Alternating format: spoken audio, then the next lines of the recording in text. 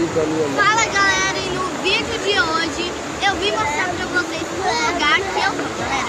Eu tô aqui, né, numa cachoeira do Caparaó. E, gente, pra quem não sabe, eu moro lá em Minas, Espírito Santo. Então, beijão galera, até o próximo vídeo.